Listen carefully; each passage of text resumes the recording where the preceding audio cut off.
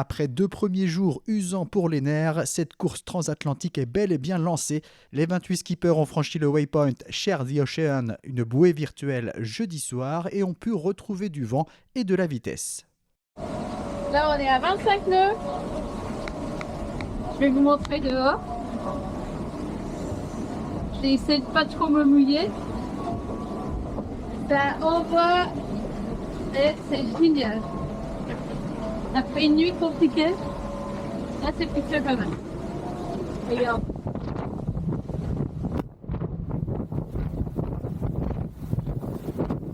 Des conditions de navigation plus favorables qui ont permis de creuser les premiers écarts. Les skippers sur les IMOCA les plus récents font parler leur puissance.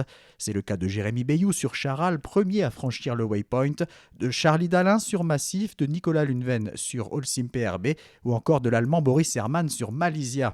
Juste derrière ce quatuor, Sam Goodchild et Thomas Ruyant sont en embuscade. Un peu plus loin, Johan Richomme, vainqueur de la Transat CIC, a été légèrement distancé. Pour lui comme pour les autres poursuivants, il faudra faire les bons choix dans les prochaines heures pour rester dans le match.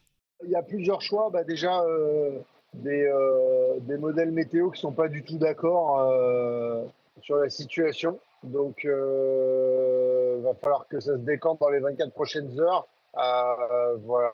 Mais bon, je vais te dire, de toute façon, s'il n'y a rien de clair, ça va se jouer sur une route médiane, peut-être. Mais en tout cas, ça a l'air un peu perturbé, tout ça. Ouais. C'est pas évident de se faire une idée claire de comment ça va se jouer. Sur une course transatlantique qui devrait se boucler en une semaine environ pour les plus rapides, chaque problème technique ou chaque mauvaise décision peut avoir de lourdes conséquences. Certains, comme Romain Attanasio, en ont déjà fait les frais. En fait, j'ai déroulé le Genac parce que j'avais du vent portant alors que je suis sur devant, ils sont tous sous J0, ils sont à 20 nœuds d'ailleurs. J'ai déroulé le grand Genac et puis c'est parti en vrille, j'ai une drisse qui s'est pris dedans, j'ai mis 3 heures à tout démêler, enfin bon. La misère quoi, la bêtise du débutant en plus.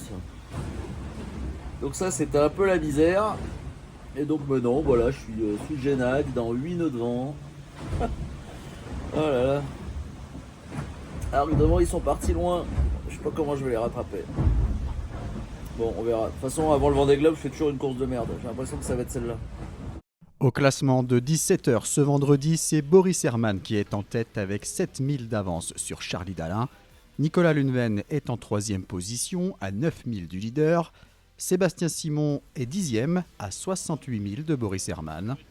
Un peu plus loin, on trouve Benjamin Dutreux à la 12e place à 90 000 du skipper allemand. 24e place pour Manuel Cousin qui accuse déjà un peu plus de 180 000 de retard.